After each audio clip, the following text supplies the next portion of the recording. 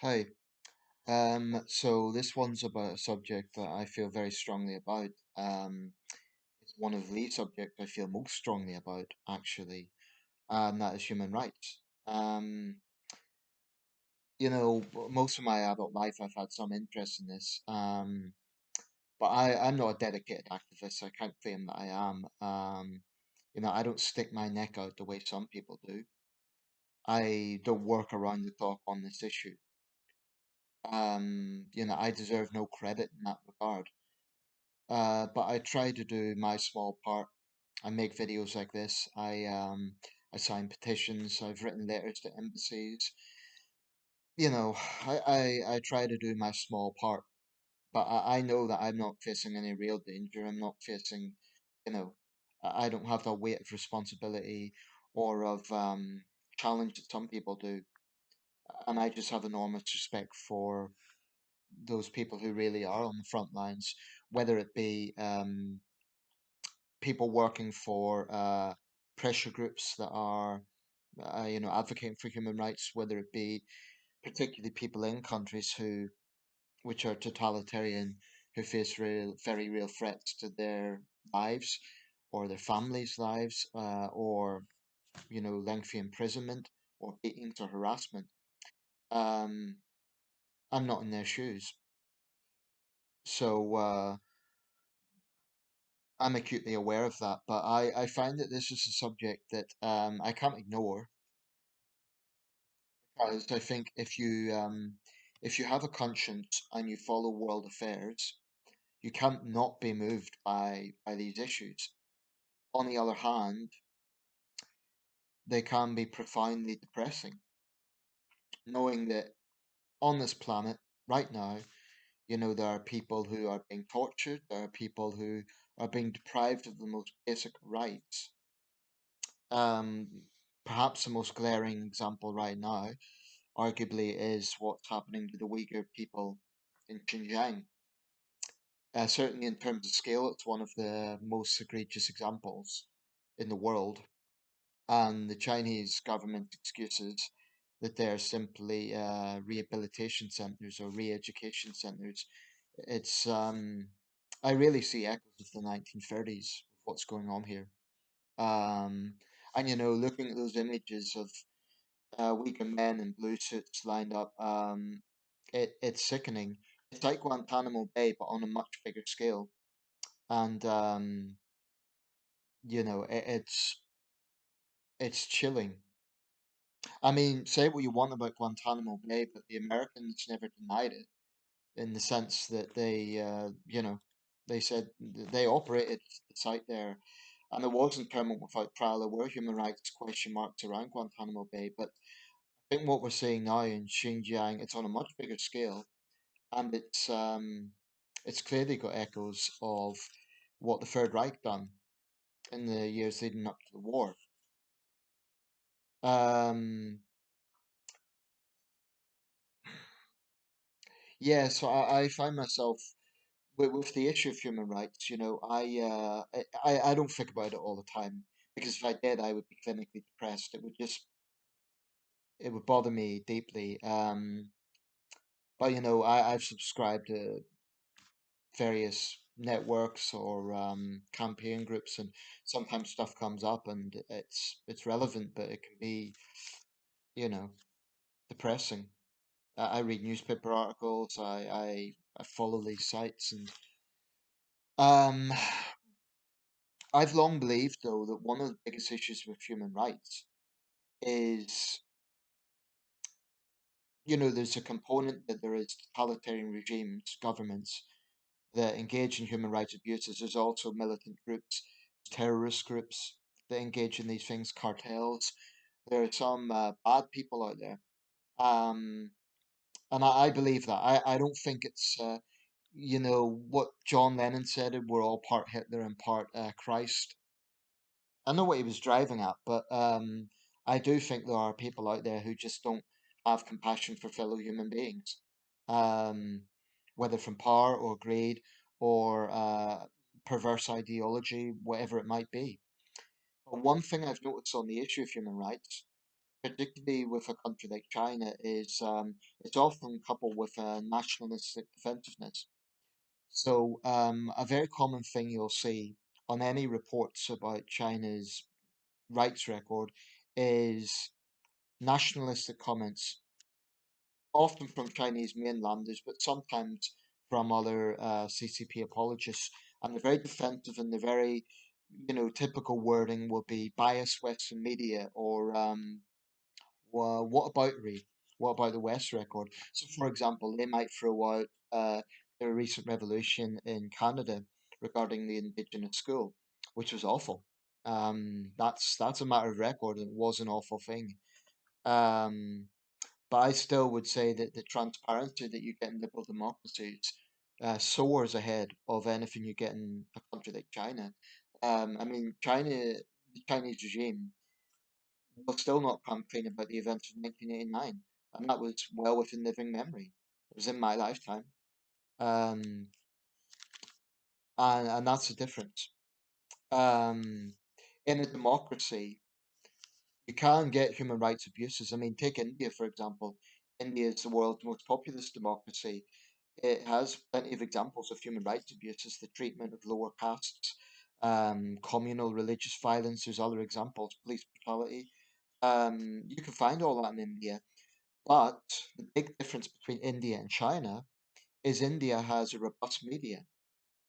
So, you get Indians who are very critical of Modi and the government, who I mean, there is a disturbing trend towards kind of nationalism, like you're with Modi and the BJP, otherwise you're not a true Indian.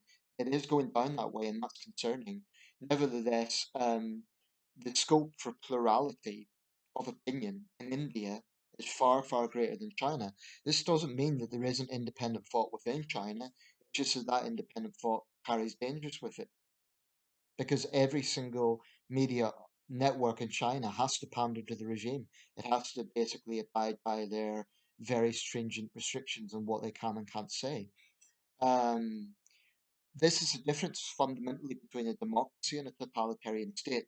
You can get examples of human rights abuses within democracy, but the one critical difference is that within that system, you can have scope for criticism.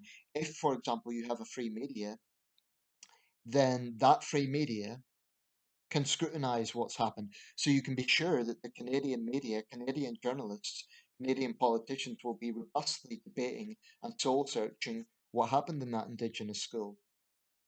It's a stain on Canadian history, and it's a reminder that democracies are not perfect, far from it. But that is the difference. There will be soul searching, there will be debate, and there will be. I mean, Trudeau has already made a deep apology for what's happened.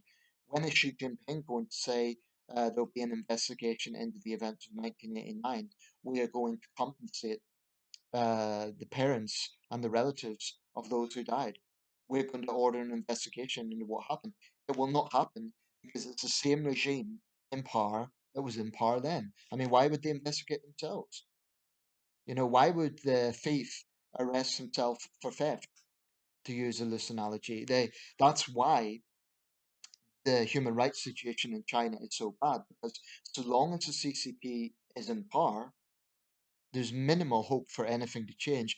Very occasionally, you see little trickles of hope. For example, I read a case about a young man who was executed for rape murder, and it was later found that he was innocent. Now, the CCP gave his family compensation, but that was about it. And that is about the extent of what will happen. But in terms of soul searching for their crimes, um, it just won't happen. But yeah, this nationalism is a very powerful force because when you get ordinary citizens, when totalitarian regimes frame it as not being anti-CCP but anti-China, then a regular Chinese citizen, they may or may not be a party member, but they think all these outsiders are criticizing my country, so they get defensive. And it's actually a very powerful tool. The same is true of Iran. I remember last year when there was tensions between Iran and the West, or more specifically, Iran and the United States. I know some Iranian women, and they're pretty moderate. They're not Islamists, and they have contempt for the regime. These are acquaintances I'm talking about. They had a post kind of criticizing the BBC for what they saw as a negative portrayal of Iran. So that's another example of a very proud sort of nationalism taking hold, whereby even though the article was, I forget the precise nature. I think it was about the fact that you had this crowd in Tehran that was cycling over an American flag and motorcycling over it. Although, actually, interestingly enough, the article was mentioning that they were now struggling to get people doing that because a lot of Iranians are utterly fed up of the Islamic regime there. But anyway, my two acquaintances where they felt they still got a bit nationalistic and defensive about it. Um, I think that's a very powerful thing because countries like China and Iran are very proud countries, in part because they are very old civilizations. Now, I've long argued that just because a country has a long history doesn't give it legitimacy to have supremacy over other countries. So just because the Iranian and Chinese governments are presiding over ancient societies doesn't give them legitimacy. They're both new regimes. I mean, in the case of China, we're talking 72 years. In the case of Iran, what is it, 43 years? 1979, 42, 43 years. So it's another manipulative tactic that totalitarian regimes use by focusing on their ancient history. Um, Incidentally, in the case of China, the well cited or the much cited 5,000 years of history is flawed as Shang Dynasty goes back 3,600 years. A long history for sure, but I don't know where that 5,000 figure that's so often quoted actually comes from. I mean, that would go back to the probably Mesolithic Bronze Age China. But it's there's different ways to look at history, and I do wonder where that 5,000 years comes from. But you can be absolutely sure it is used by CCP apologists and Chinese nationalists to kind of argue a sense of supremacy over young Western democracies as they see it. Um, but it's a very, very difficult thing. I mean, I live in a society where I can more or less say what I want. For the most part, I know that if I'm arrested, I will generally have a fair trial. I'll have a right to a lawyer. Um, I can voice my opinions in a newspaper. Uh, I, if I'm unemployed, I could sign on to welfare. There's a lot of areas when we're talking about human rights, that can be looked at, and that's an important starting point. What is human rights? I mean, because there is a lot of areas that one person might say that's a human right, another person might say it isn't. I think you have to start with the absolute basics, which is that someone should not be punished for criticizing their government. Someone should not be tortured. Someone should be given a fair trial if they're arrested for a crime. Those are all basic things. Um, there's many others, of course, gender equality, um, and there's others, but those are absolute basic things. Um, so, I don't really have any great towering philosophy with this video. It's just, I'm just expressing how I feel about it. Um, I try to do my small part, but there's so much more I could do. And, I don't see it as a sort of puritanical, preachy thing. Um, to me, it's just, it shouldn't be an alien concept. It shouldn't be, this idea that human rights is a controversial thing. It shouldn't be because it affects absolutely everyone. Um, but like I say, with the likes of China, it's very much outsiders who talk about it. Oh, they're anti-China. They're trying to hurt China.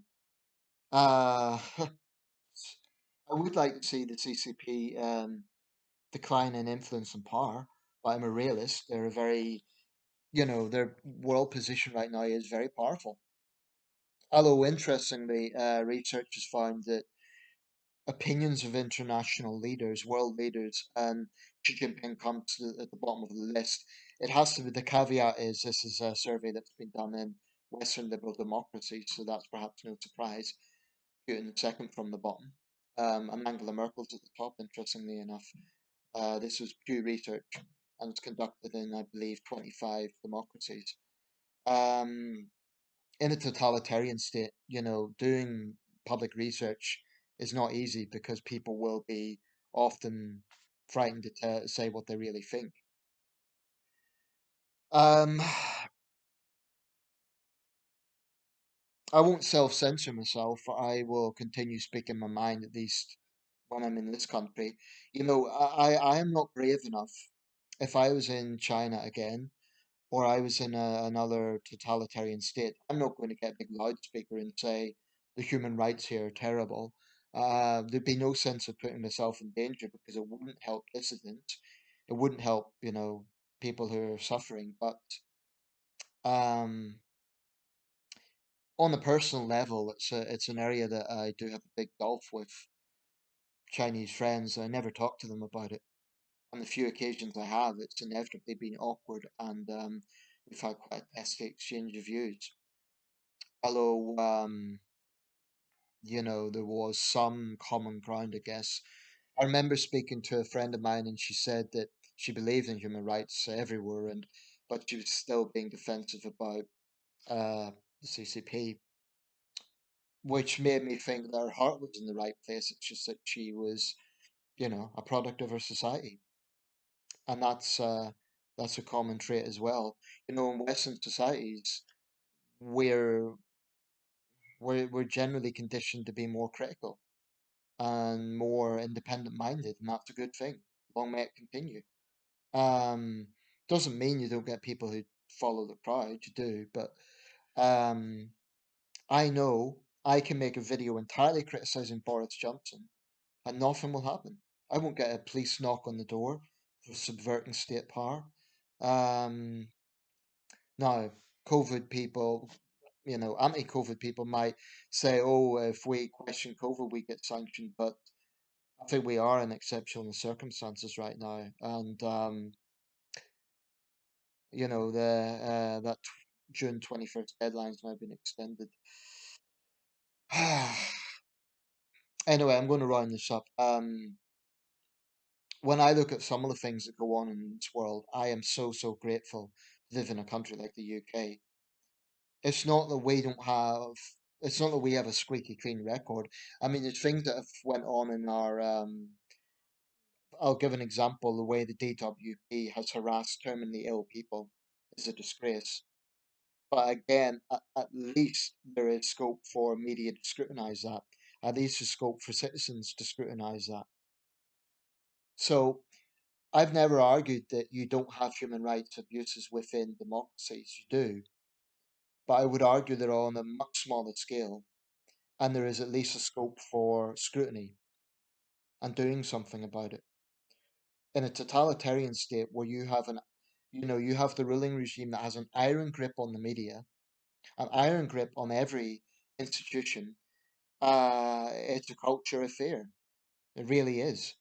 So there's no scope for anything to change so long as the regime remains in power.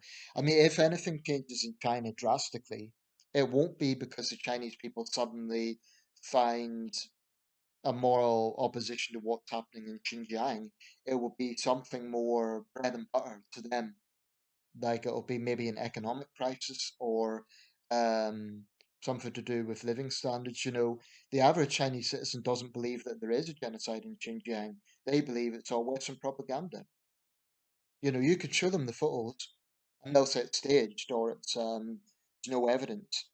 Um, I mean, much like in the 1930s, and even after the war, there were many German citizens who were in denial about the Holocaust. They didn't believe it was happening because they themselves couldn't fathom that their country could have done such a terrible thing. That sort of soul searching is not easy. I remember seeing footage of German citizens, German soldiers who were made to look at footage of the liberation of Auschwitz and Belsen after the war. Maybe one day will come when the Chinese people will have to confront the truth about the CCP. Now, there's many Chinese that do know the truth. It's just that because it's a culture fair, they can't say it. And then for the others, it's they're influenced by their education system. This doesn't mean the Chinese people are stupid. It doesn't mean that they're bad people. But don't underestimate the power of a party like the CCP. I've seen it. It is very, very profound. So most Chinese people are just ordinary people who have the same concerns and hopes and aspirations as everyone else, but they're living in a society where the ruling regime has an iron grip on every walk of life, and that's something that's a major, major factor in all of this. Anyway, I'll round this up, but that's the truth. And the only comfort I take when I think about anything to do with human rights is that the truth cannot be hidden ultimately. Totalitarian states can censor, they can hide the truth, they can brainwash people, they can use nationalism as a tool, but ultimately history is what it is. And history will record that in the late 2010s and 2020s, the Chinese regime was keeping millions of people in concentration camps. That's history, that's truth. And their lies will not change that shameful record.